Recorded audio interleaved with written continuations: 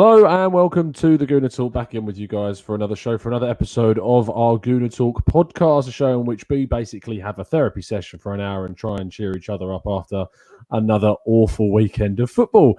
But I'm always happy to do these because not only am I joined by three wonderful people, but I'm joined by you guys in our fantastic live chat, and we're going to get all your thoughts and your questions in a little bit later on. But let's jump straight into talking to my guest. First off, he's returned in the cap as per. It's Jon. How you doing, mate?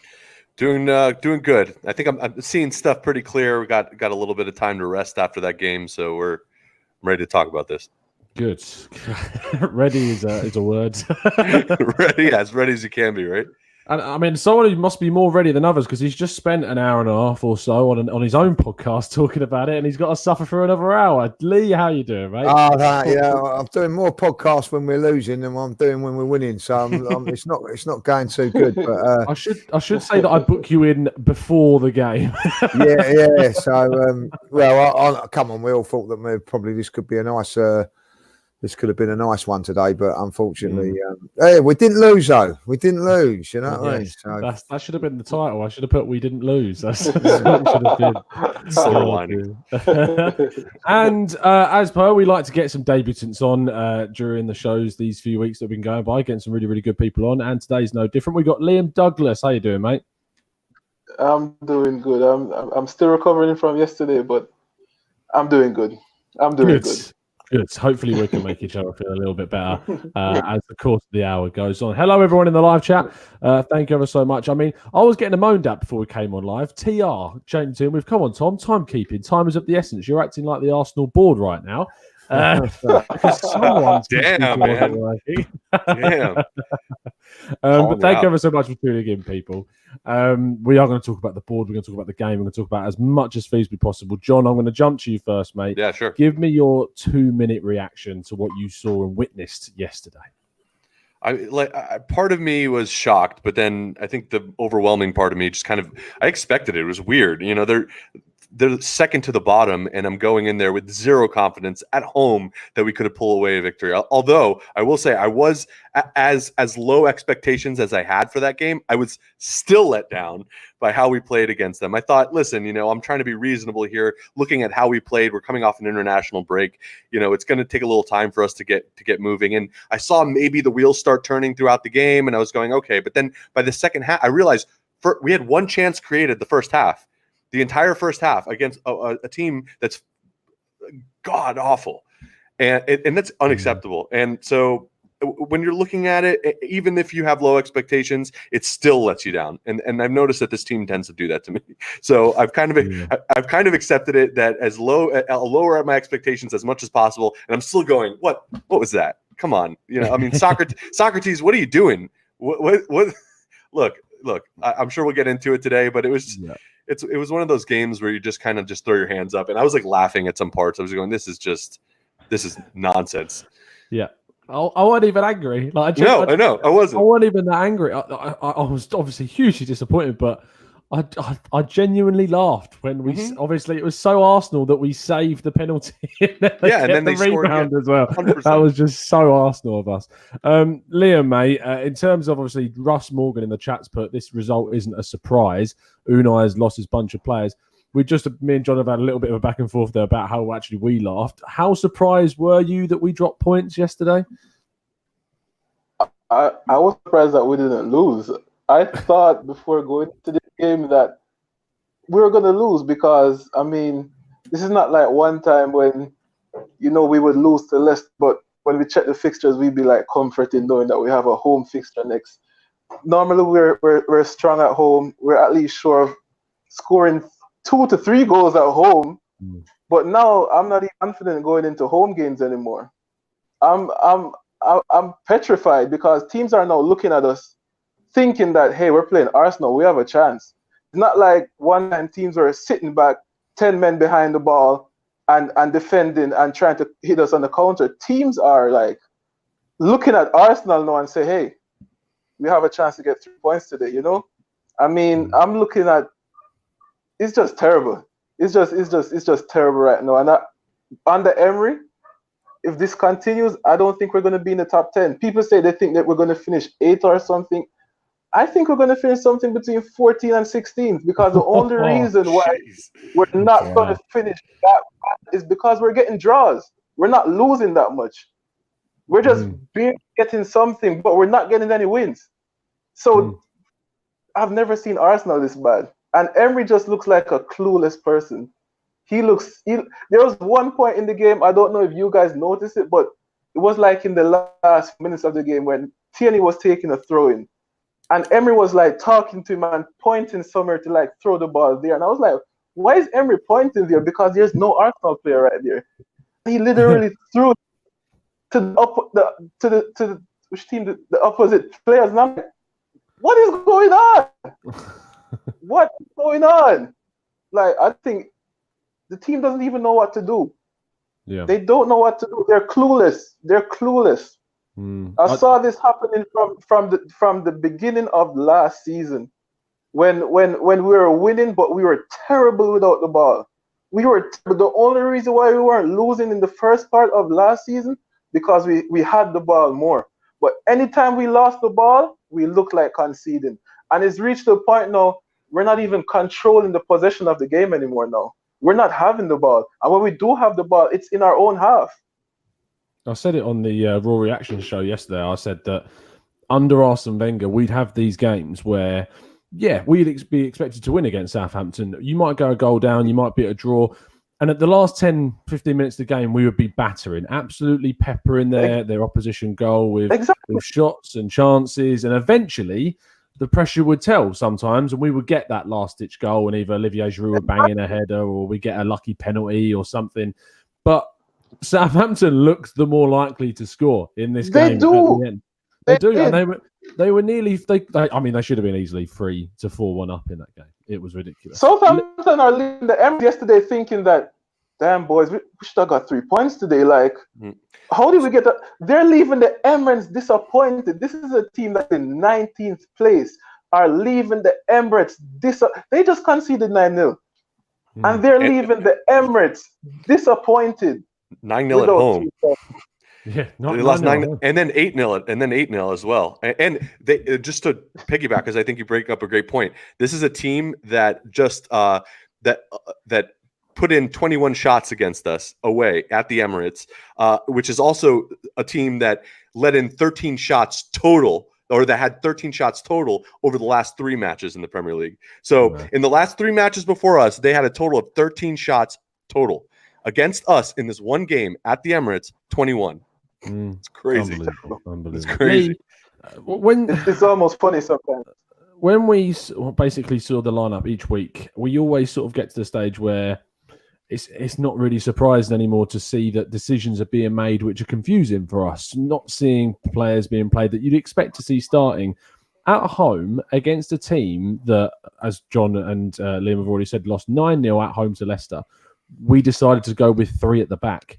What was your reaction when you saw that we were going with a more defensive-styled lineup against this team at home? Well, disappointed, Well, again, I think it's 2 o'clock is a key for us when the team comes out these days. And, when I got off the train and so I didn't know the team. And then as I got there, my mate Lee messaged the group that I'm in and turned around and said, we're playing Southampton, 1 from bottom in the league.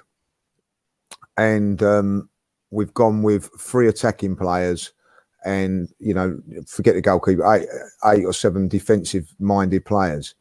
And, you're at home and you think to yourself, well, yeah, he's right. They're 1 from bottom. It's not like a team in the top half of the table. And let's be honest, the team selection's all wrong. Everything's wrong. The players must be thinking what the fans are thinking, how negative it is. And then, honestly, boys, they've outclassed us. They've outplayed us on the day.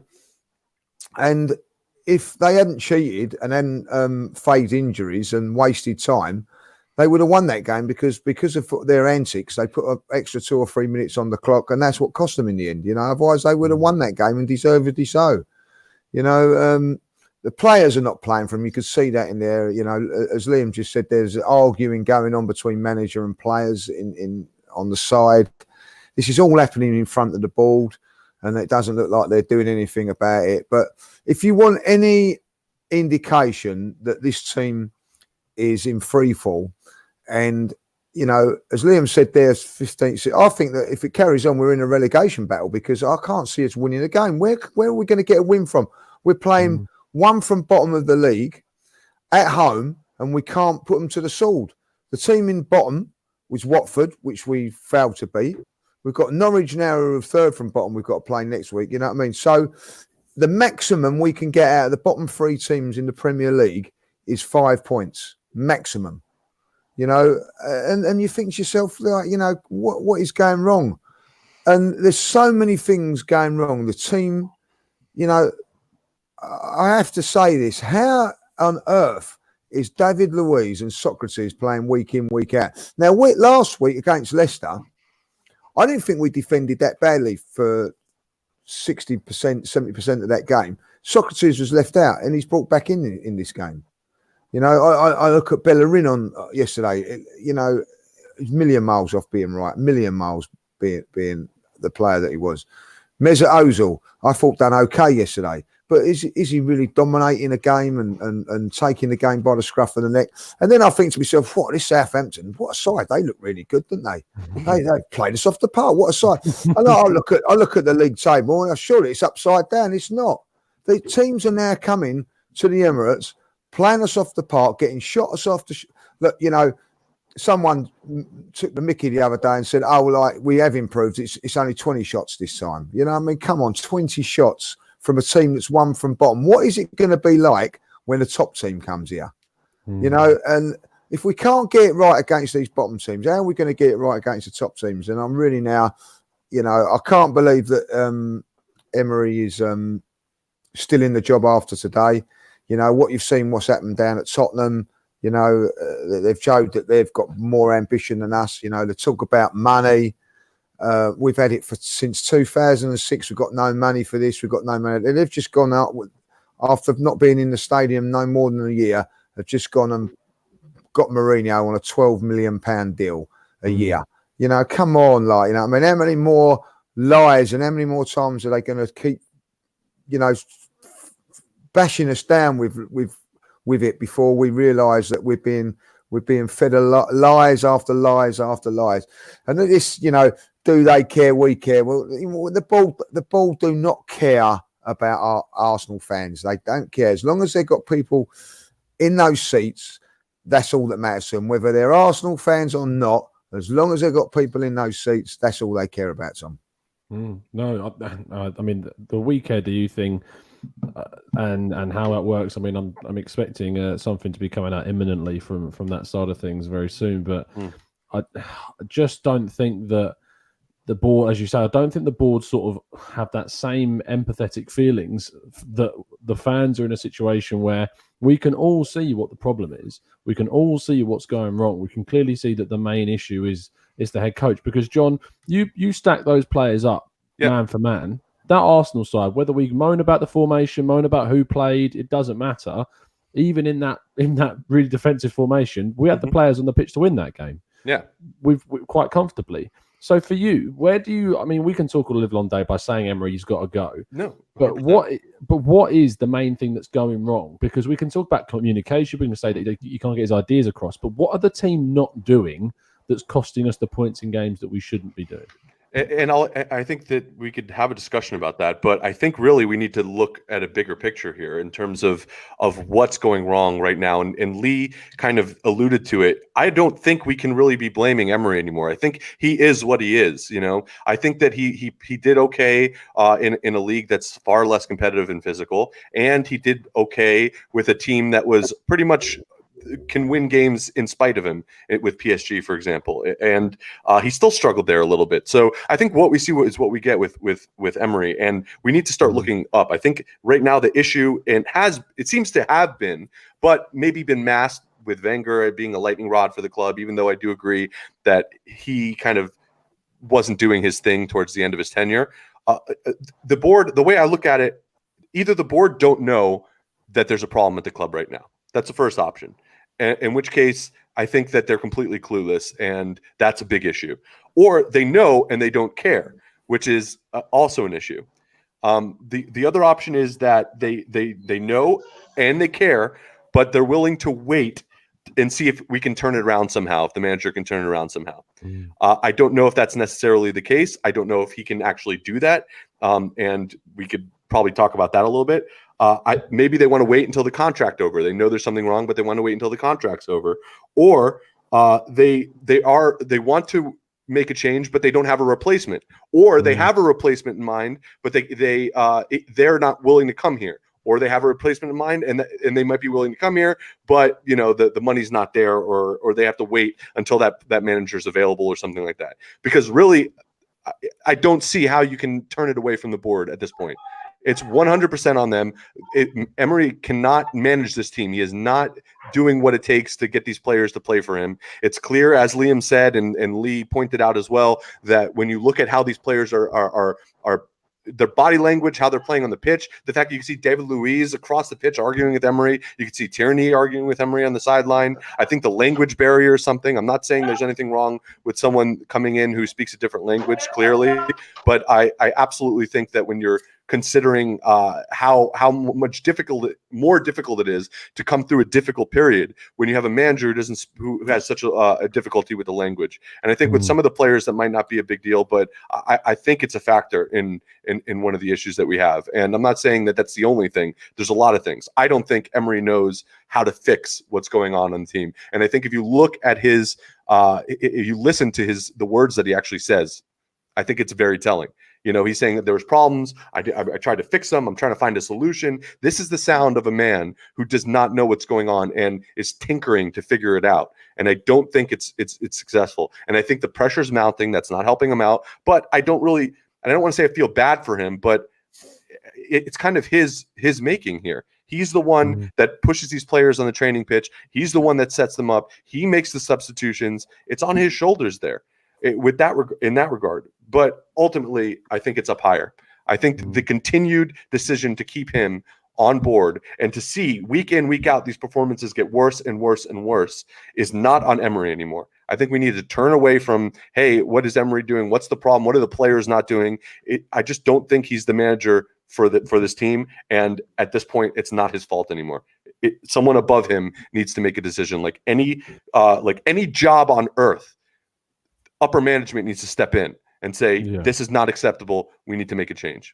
Yeah, I watched Hugh Izzy's video that he did after the game, and he summarised the points really well, that we can't really be on Emery too much because we know what Emery is about now. As you say, we know what he's going to deliver. We know what it's going to be like under Emery. And if it persists and it continues and it's allowed to fester, you can't really be annoyed at Emery anymore because at the end of the day, he's only been employed and he's doing what he's always done with no accountability behind it. And so therefore, when does the crossing over point between having a go at Emery stop and the really pointing the big fingers at the people making the decisions start, if it hadn't already, which it most likely has by a lot of fans? Just want to touch on some of you guys in the chat box before we move on. Sonny says Emery was set up to fail from the start.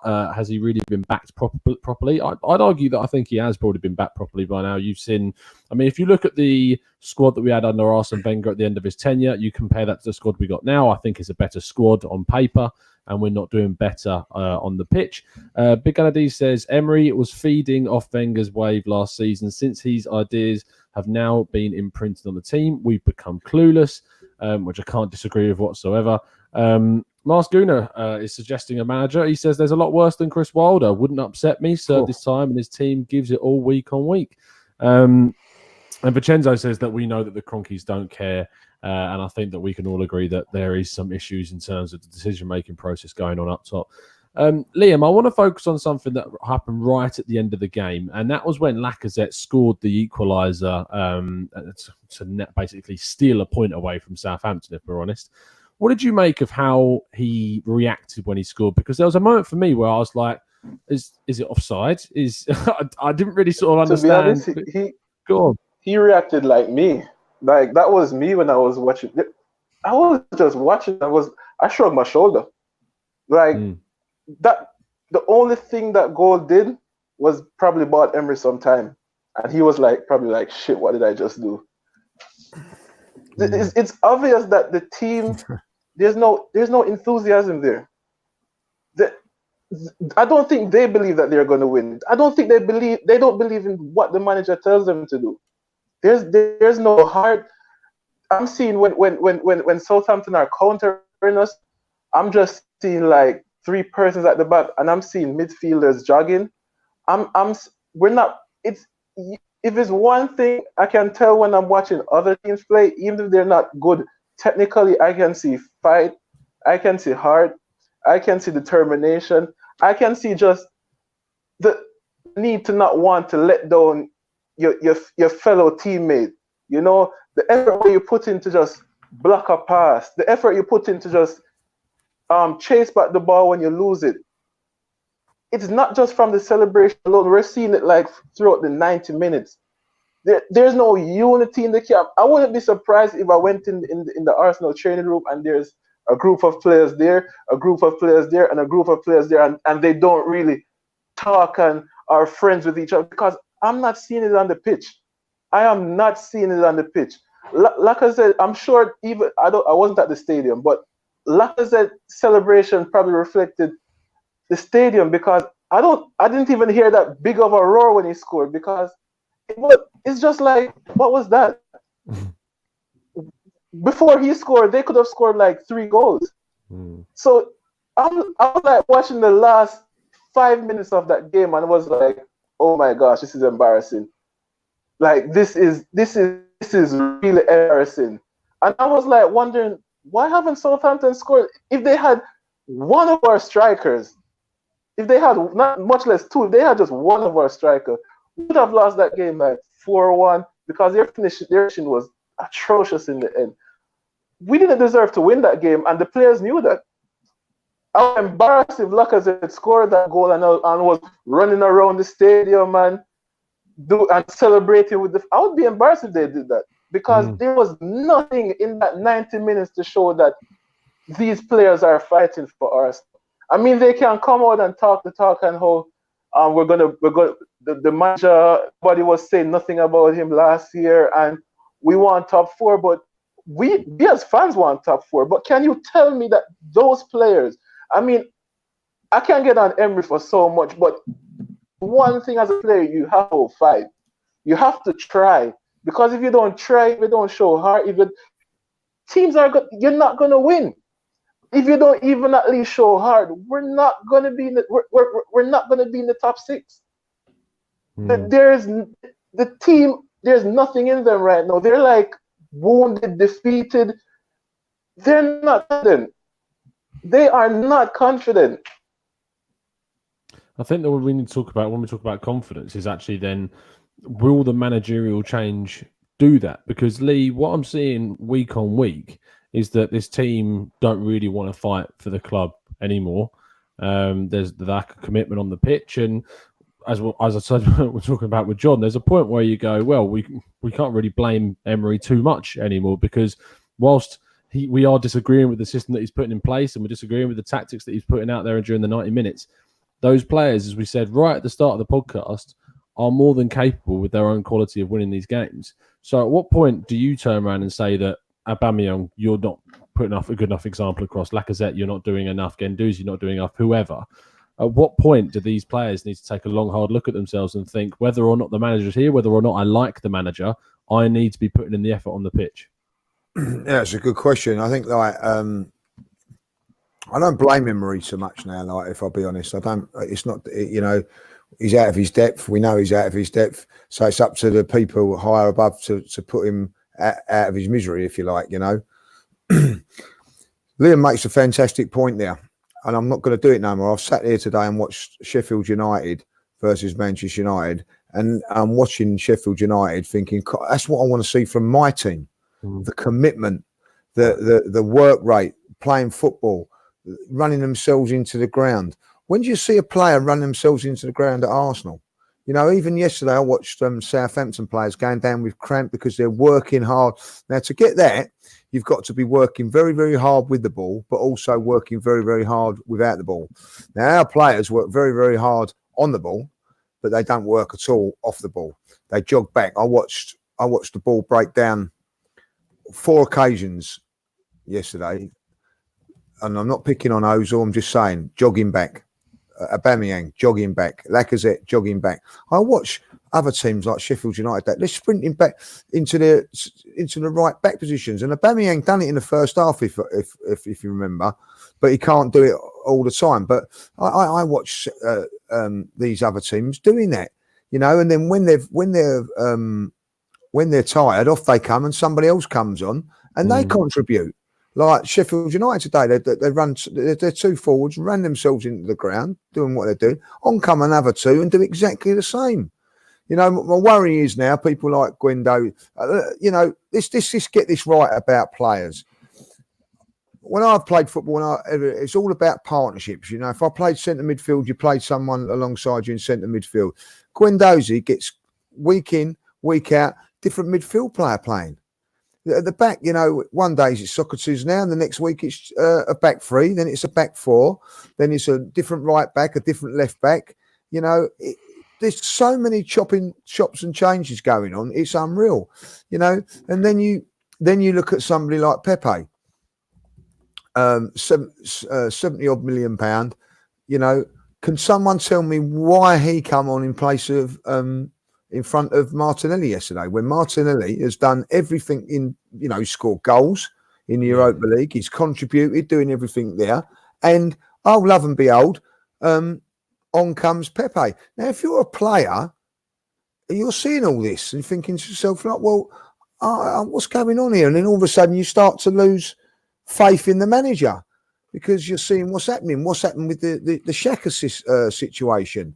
You know, it's been so poorly managed. You know what I mean? If you was a player, you're thinking, cool, I'm glad that ain't worked me, because he ain't going to help me out at all. And players start reacting to things, and all of a sudden you lose faith in the manager, and you don't play as well as what you can do, like, you know, because you think to yourself, well, if I carry on playing like this, he's going to leave me out next week. When's, you know, for instance, Mesut Ozil completely thrown away, left out of the squad, totally left out of it. All of a sudden, I need you now, Mesut. Come back and do the bit, you know what I mean? Like, you know, and then somebody else is throws out. And then you look at someone like Willock. I'm not seeing him play well. Somebody like Maitland-Niles. I'll tell you what, Maitland-Niles, you play right back for me, right? And when Bellerin's fit, I ain't going to play you no more. You're not even going to get a game.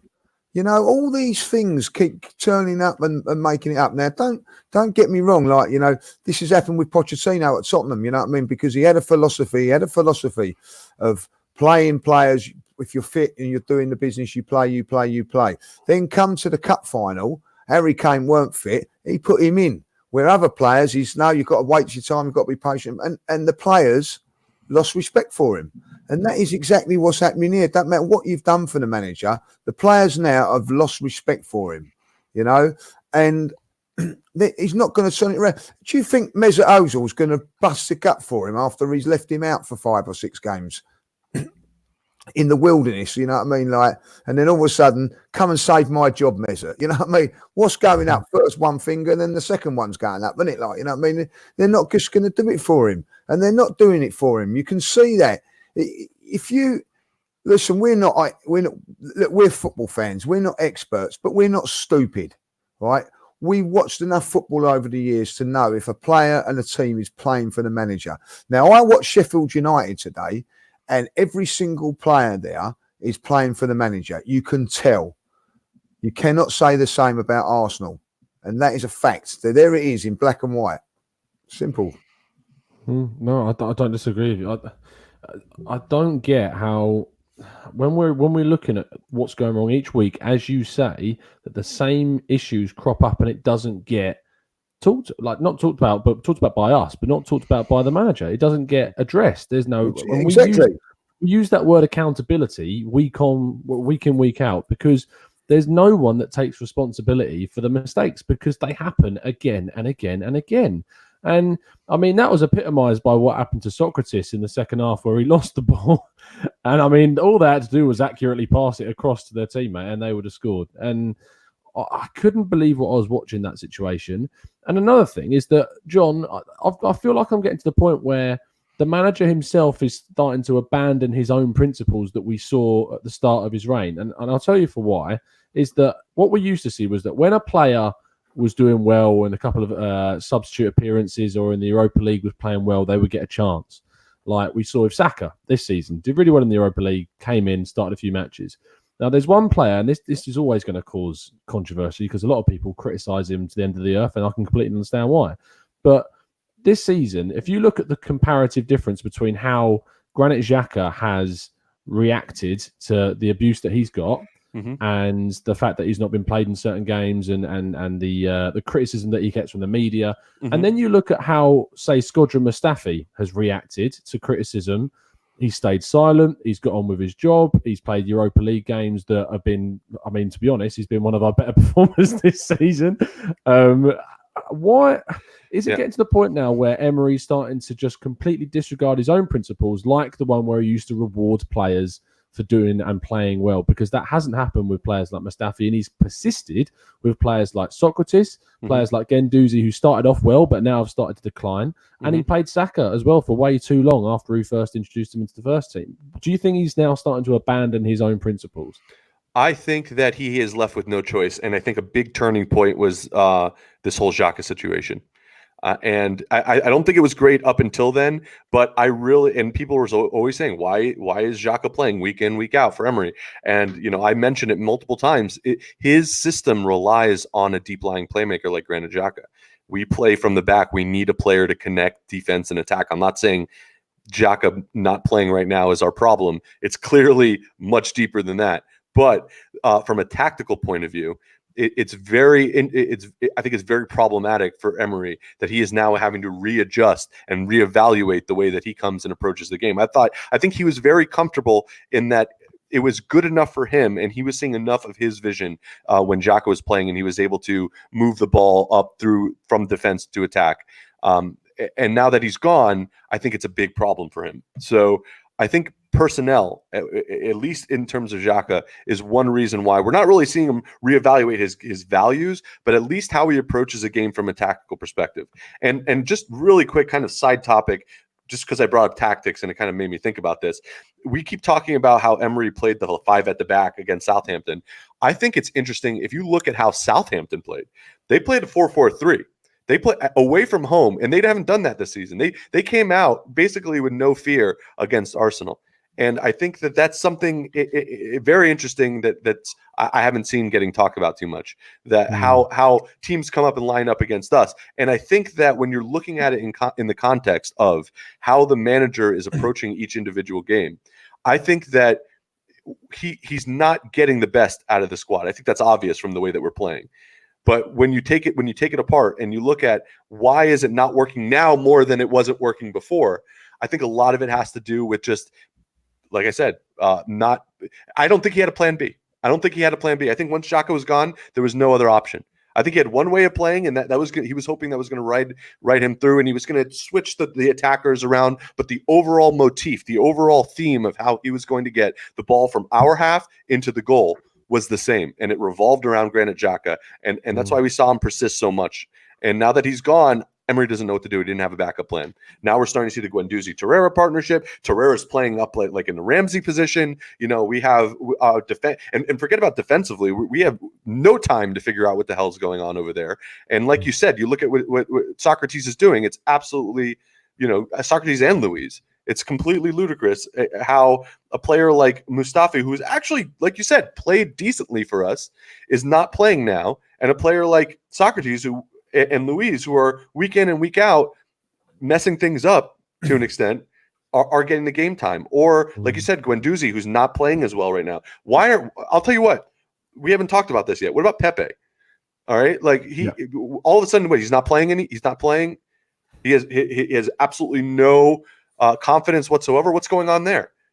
How come this manager is not able to figure that out? Pepe's biggest problem is confidence. That money joint. And the way that we're dealing with that is by not giving him the chance to rectify that. It's absolutely ludicrous. And then not only that, you have a player like Martinelli who's like playing his ass off. Smashing it. Completely smashing. He's not starting, and he comes in with 10 minutes to go. Play the kid. and then gets the assist. He's one of our best for players on the pitch, Lacazette. and he gets an assist. He's scored. It's unreal. Why it doesn't make sense. Like I think Lee said it the best. He said, "We might not be experts, but we're not stupid." I mean, we watch these games week in, week out. Everyone, it's weird. Every Arsenal fan is like on the same page with a lot of this stuff, which is not the case a lot of the time, as we've known. That about what the issues with the manager, about tactics and this, we all see it. What is going on there in the training ground that makes it so impossible for him to see reason like all of us can see? It can't be that much. It can't be that much going on that we just absolutely cannot see what's obvious and in front of our faces and what should be happening at this. So why is he abandoning these things? I don't think he even knows. I think a lot of it has to do with what his game plan was from the beginning, that he wants to stick with it and what he knew it works. And now that that's gone, I don't think he knows what to do, which is why he uses words like we need to come up with a solution and this and that. So it's really like, I need to fix this because it's broken. Yeah. Yeah, and he just doesn't seem to know how to do it. And what's really irritating for me sometimes is that, and I'm going to talk to Liam about it in a second, is that their players get a brand effectively, and they cannot shift that brand no matter what they do. So Granit Xhaka will make a few mistakes in game, and that is it. And he's done. And for some people, he shouldn't be in the team. Now, I'm not saying that Granit Xhaka is the saviour to all of our problems, and I don't think he ever should have played for the club again after what he did. That was my personal opinion, because you just don't act that way. However, we haven't won. I don't think it's a game, but definitely we haven't won a Premier League game since. We haven't won a game since he's been out of the team. We haven't won a game since he's not. He's not the main problem. He's a problem, of course not. But he's not the main problem. That the defence is a shambles. There's no balance to our midfield. I watched the game yesterday, Tom, and I said it on the same old Arsenal. Just watch it. When we get the ball out wide, right? Just watch Torreira and Guendouzi. They just hit the box without no thinking of who's going to be holding or whatever. They just leave a great big hole in there time and time again because they've got no discipline to their side. And what makes it worse is I'm sitting there and I'm watching Emery. He sees it and does nothing about it. He just lets it happen. So you've got indiscipline in the ranks, and you've got a manager that's not allowing it to happen. Now, this wouldn't happen under an elite manager. Someone would say, right, this is not. You don't think this would happen with Mourinho? You know what I mean? Now, I don't know what Torreira's role is, but when and even if you're just playing two in there, obviously Mesut Ozil's going to go on anyway. He's not going to come back. So, but if you're playing two, there's communication.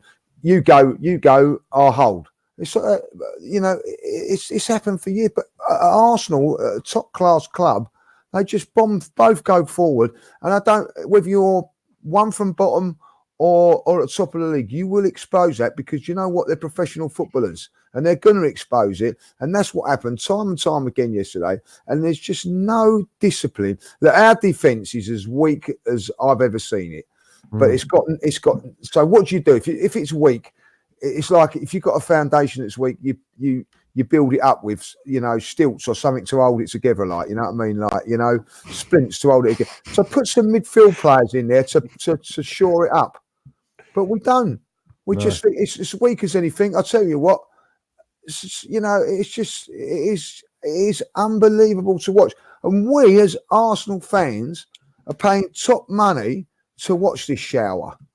Watching a team lacking coaching, lacking ability. And I then watch Sheffield United today.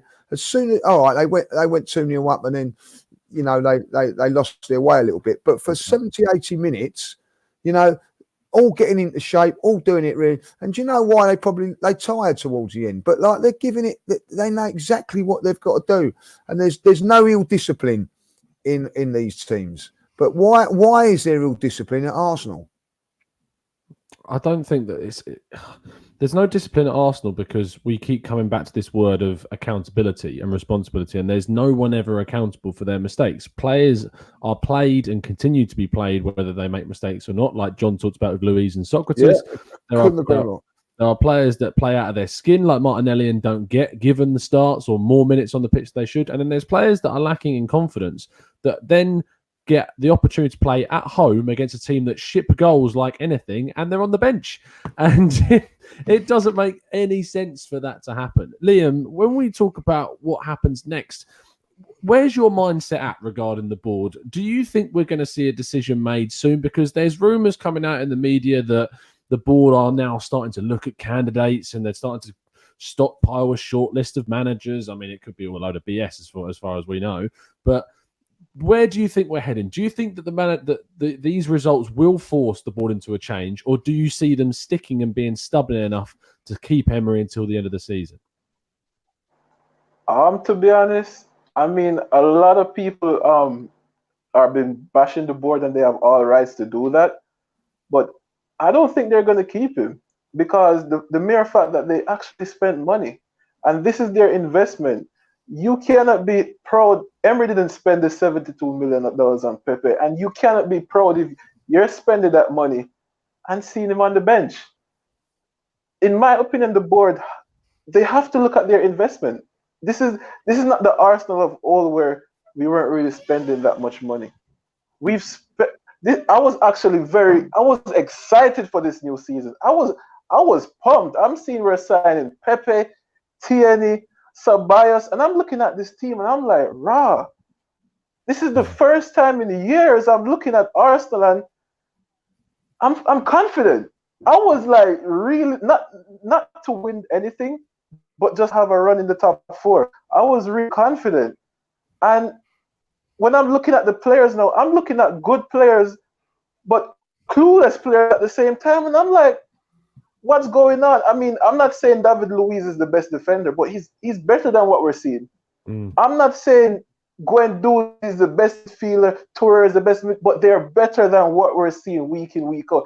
I remember Ceballos when he came into the Burnley game. My word, that was one of the best midfield performance individually that I've seen in a long time at Arsenal. I was like, rah, we're gonna have this guy for like 38 games now, like, and after that, even he's clueless.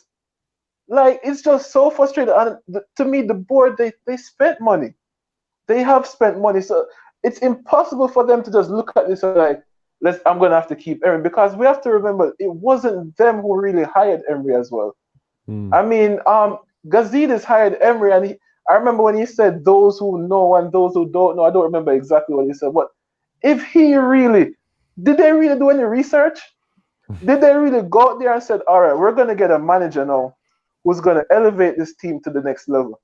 Or did they just go out there and just saw a manager leaving a big club and say, okay, let's get him?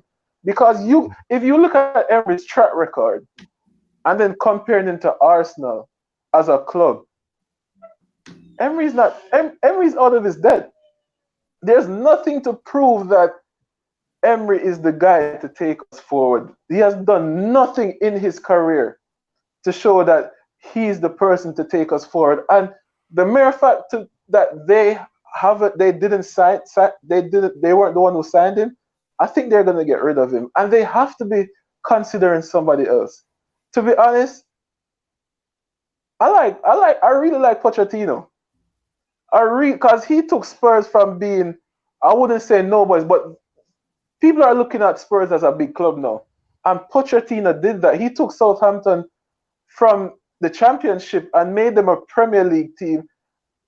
And then he got the step up to a bigger club and made them even bigger. And I never knew that I would ever see the day where Tottenham was actually better than us. Because I remember even when Arsenal were having terrible season under Wenger, and we will even go down to the last day of the season, Tottenham will bottle it and finish below it. But they are like much better than us. And to me, Pochettino did that without no money. And he's living in London right now, probably just chilling. He's probably hurt by what Spurs did to him. And I don't even think he's that much of a Spurs guy because he didn't win anything. But at the same time, when you look at what he does with these coaching abilities, because that's what Arsenal needs right now. Arsenal needs a coach. Arsenal needs players that can identify the talents of players like Willock and make them better. Because I don't understand why Willock was dropped for, I think, the Spurs game, the first game he was dropped for. Because going into the Spurs game, he was one of our best players. And if you're playing players upon merit, then Joe Willock shouldn't have been dropped. He was dropped for no reason, and he came in and saved our game yesterday. Because if he wasn't there, we would have lost that. I just think they have to make a decision.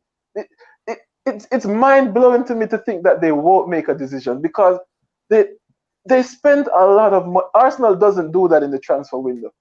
Arsenal doesn't go out there and sign a $70 million player. Arsenal doesn't bully teams, other teams in the transfer window and get top players. We don't do that. So me seeing them doing that and knowing that Raul came from Barcelona, which just has a winning mentality, I just can't see why he would just sit there and accept it for the whole season. I can't see. I really think they're going to get rid of him before this, if this continues, and it is going to continue, because I watched Sheffield United today, and I didn't just watch them today. I've been watching them for the whole season, because I'm loving this revolution of Sheffield United, and believe it, they are a better team than us. I didn't say they have better players, but as a team, as working hard, as doing just the small things, as just passing a ball accurately, they are better than us. And this is a team that's in front of us.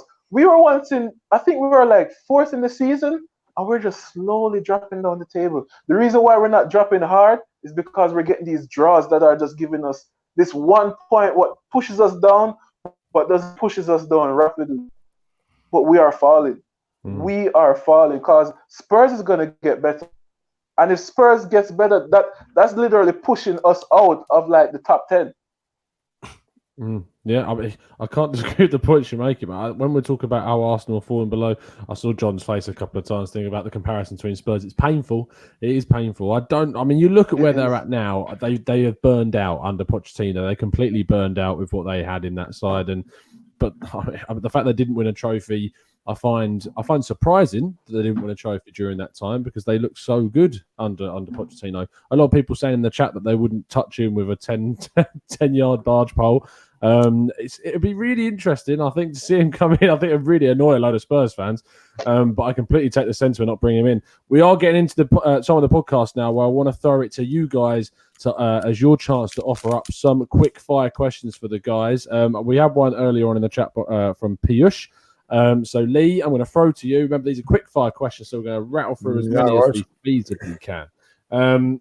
He says, hello, great show. Just gave you a lights up. Can you please answer my question? I agree that Emery's tactics are wrong and the players are playing out of position. This is still no excuse for our players to switch off and concede silly goals and even miss good chances. Wow, I cannot talk this evening. What are your thoughts on that? Yeah, I think that there's a little bit of that. We're not quite ruthless enough at the back and up front as well, But you have to say that where would we be without Aubameyang and Lacazette at this moment in time? We would be in the bottom 3 or 4, as simple as that. So they can be excused. They're doing their part there. The fact of the matter is, it's not about they're giving it all. You have to accept that these defenders are not good enough, and the reason they're not good enough is because of who's ever recruited them. Whoever recruited these, but they keep going on about Emery needs to be sacked, but so the persons that recruited. Someone just said in the chat, we bought that Dennis Suarez on loan last season. What was all that about? You know what I mean? That's right. He played for us. Unbelievable. And I look at like Ceballos, people going on about him now. Is he a good player and all that? Well, we don't know because he's not being managed right. Simple as that. You know what I mean? So there's another one. So you've got Pepe and Ceballos who looked like good players under different managers, not producing now, you know what I mean? So who's ever recruiting these players has got a problem, because he's saying, well, these are good players until they come into the side, and then they're not doing it, So the fact of the matter is the players are not good enough. The defence is not good enough, and but when you look at that, and you can, we keep going on about Sheffield United. What would we be doing, boys, if we turn around and said, we've signed Jagielka this season, that weren't getting into the Everton side? We'd be all going mad, wouldn't we? You know what I mean? It ain't there. But he's been a revolution for them, because he's been coached, managed. being taught to do the right things, even at his age. You know what I mean? So there's a little bit. But listen, footballers, I know they're being horrible that, and they need to be told every day. You know, when for instance, you know, you go into a football meeting and the ball comes out and they do the ball stuff and all that. And you turn around and one day the manager didn't do the ball and they go out and give away a goal. And they said, and turn around and said, why didn't you do what he's doing? Well, I didn't have the ball there. He didn't tell me what to do. Footballers are thick.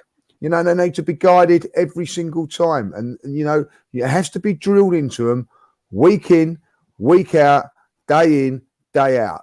Whether you're a semi-professional, whether you're a professional, that's what you do. These players have got no accountability. That is the point, and it is so on point there. If you continue to make mistakes, say if you're a centre forward and you're not scoring goals, you'd be left out the side.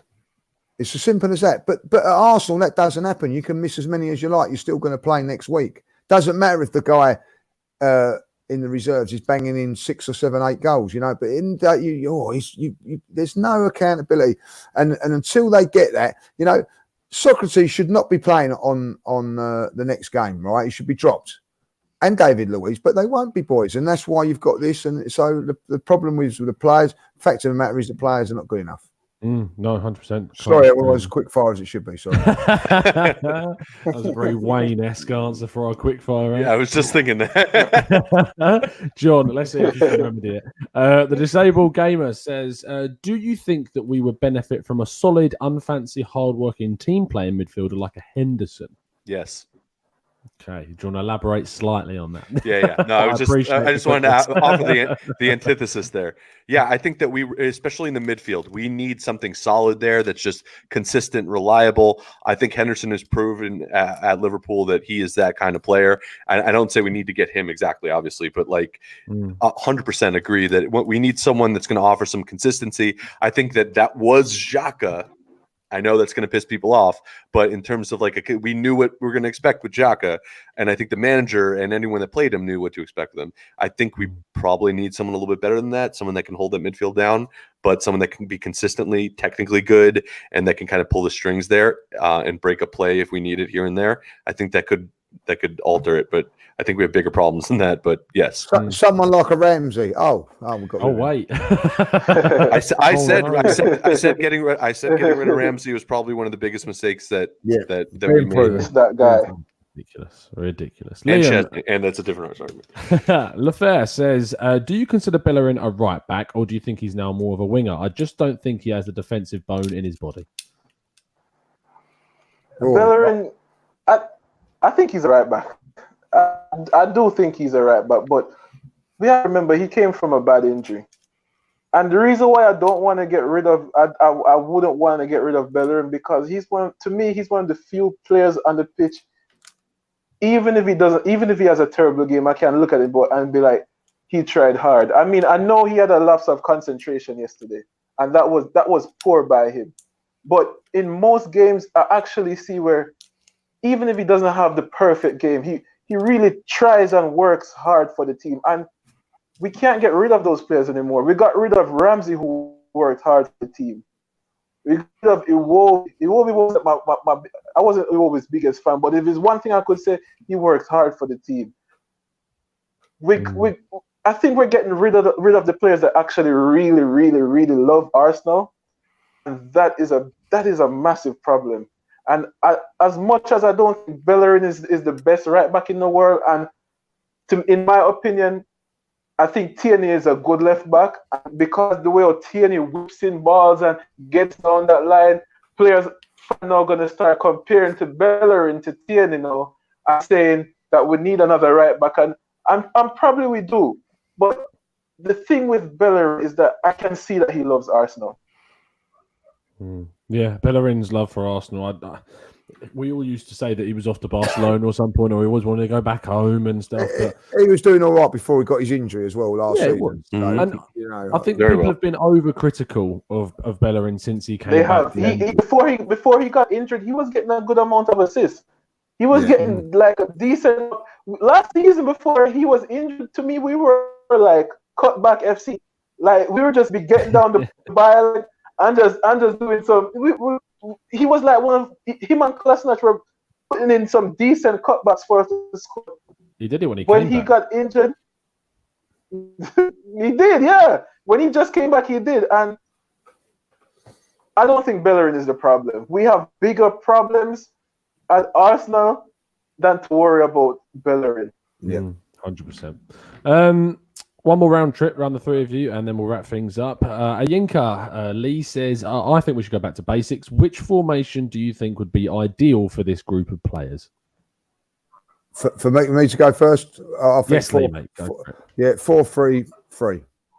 4-3-3. Why? So, Why would you go 4-3-3? Well, I just think that gets our front three in there, whether it be definitely Aubameyang and Lacazette, and then Pepe or Martinelli. We get two players in there that will sit in front of our shabby back four, and one playmaker, whether that be Ceballos or Ozil. Two players sitting in front of the midfield back four, and then our back four of and my back four would be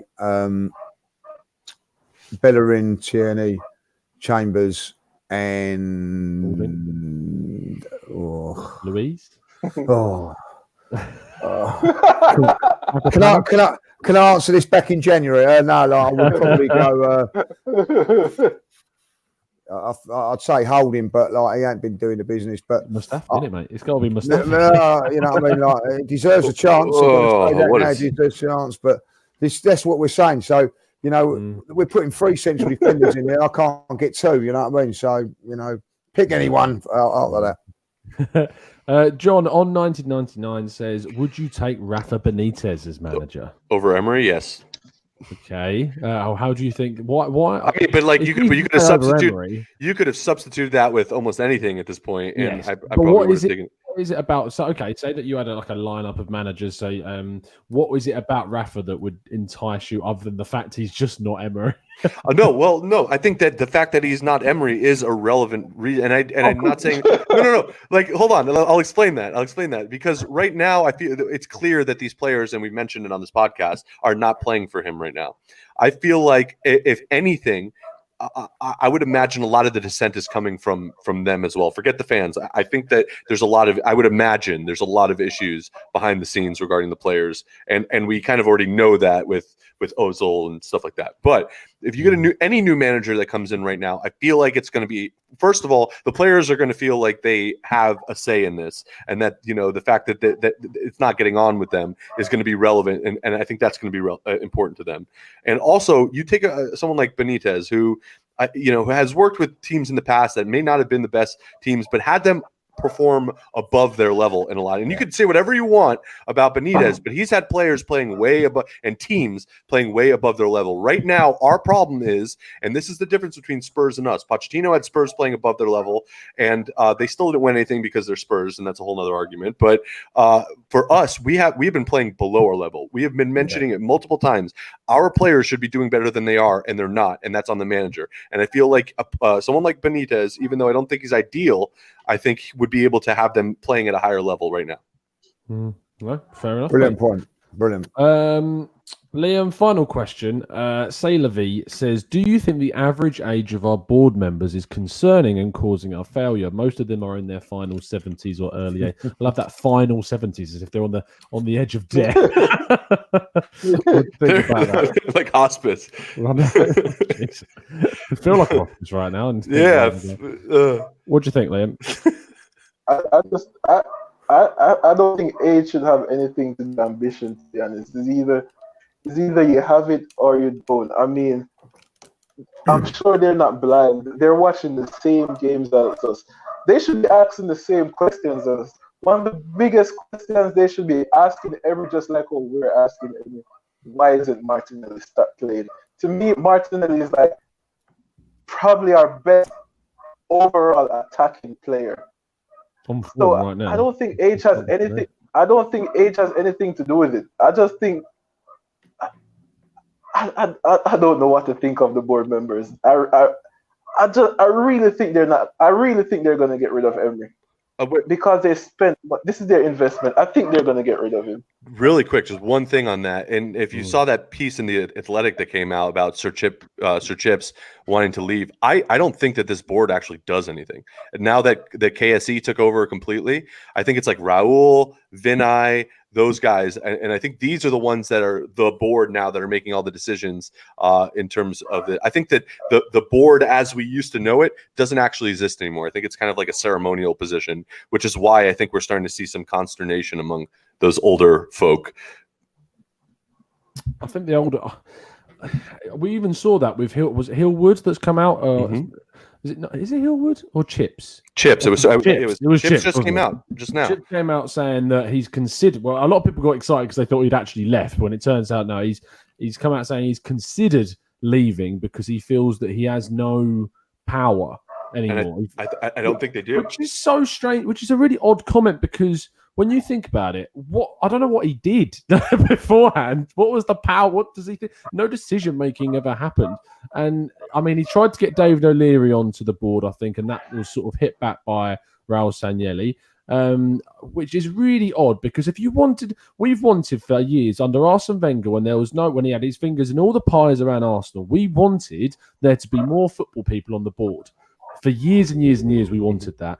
David O'Leary coming onto the board is about 15 years too late for me, and it looks like it's a panic movement from Chips Keswick to try and get some sort of fingerhold back and get some person that he trusts and knows well, other than Raul and Edu and Vinay, onto the board. And it's too late, and it's cost him that. And if he goes, I mean, I will not lose any sleep whatsoever. Personally, it's not gonna affect my life. I just think that it's a bit of a power play. I would have been really backing the thought of David O'Leary coming in about 10 years ago to get someone who knows the club, record appearance maker for Arsenal. But it's just too late. It's just too late now, and it doesn't coalesce with what we're trying to achieve now. And it just seems like panic mode is at the board. The board is a bit clueless, and that just completely encapsulated everything I think that's wrong right now. Which was probably a really, really good place to round things off for today's show. A huge thank you to everyone that's tuned in today in the chat box. Thank you to the we've had plenty of people. I only get the final numbers afterwards, but the last few podcasts have had over 1,000 people tuning in, which is amazing. So thank you ever so much to each and every one of you, and an even bigger thank you, of course, to my amazing panel. A good debut from Liam. Thank you very much, mate. Well done, Liam. It's a pleasure to be here. It's a pleasure to be here, guys. Yeah, nice and good stuff, man. Good stuff, mate. All good. And I mean, John, I feel like we're moments away from seeing some sort of self-harm go on. To be honest, with your mood right now. No. We're good. We're bordering on. No. We're just getting sadder each week. It's not even that. It's at the point right now where it's just kind of like it's clarity. I see that this is it's not going to change with this. There's an overall structural issue. So yes, I'm good. Yeah. I'm good. I promise you, I'm good. There's plenty of scotch. I don't even get mad anymore. No, I was laughing. It turned that point where it was like, I don't know if it's like, it's like borderline Joker lunacy, but there's a lot of scotch in there and it helps out, especially for these matches. Trust me, I'll be good. But I appreciate the concern. It's just you and Webby have always been my boys, my beacons of positivity. I've stood next to judges at games. I know what he gets like at games. It's scary, but I can trust on Webby and you usually. But you've both been like. It's just look, there's a sense where you can be optimistic and then you got to be realistic. And right now, you want to be optimistic about it all the time, and you want it to turn around, and you hope that it turns around. But come on. Yeah, and Lee, thank you ever so much for no problem. Not just an hour, but 3 hours for podcasting. Well, I've been doing that 3 hours today, a lot of comments earlier on in the evening. So, of course, go follow the boys on Twitter. John at 305cast, Lee at Lee Mark Judges. Yes, his middle name is Mark. And at Liam _Douglas123 on Twitter to follow Liam. Although I have to say, Liam doesn't really use his Twitter because his last tweet was in 2015. So, I literally go on Twitter every 10 seconds, every 10 minutes and refresh. Trust me, mate, I don't recommend starting. I really don't. I really don't recommend it whatsoever. Especially Arsenal Twitter. Thank you ever so much to everyone in the chat box once again. Questions have been fantastic. We hit 16,000 subscribers the other day since the last podcast too, which is amazing. Thank you ever so much for your continued support. 4 shows next week in terms of managerial tactical breakdowns. We've got Max Allegri, we've got Jesse March, we've got Ten Hag, which I know a lot of people wanted. And there's one more that slipped my mind that I can't. Oh, and Patrick Vieira, of course, as well from Nice. So can that slip your mind? I know. I just couldn't remember that final one.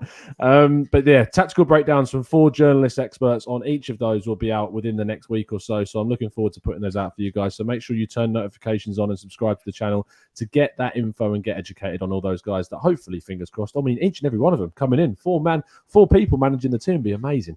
But hopefully we can get at least one of them. But thank you ever so much. We'll see you again very, very soon. And as always, up the Arsenal. I mean, I kind of up there. I mean, you know.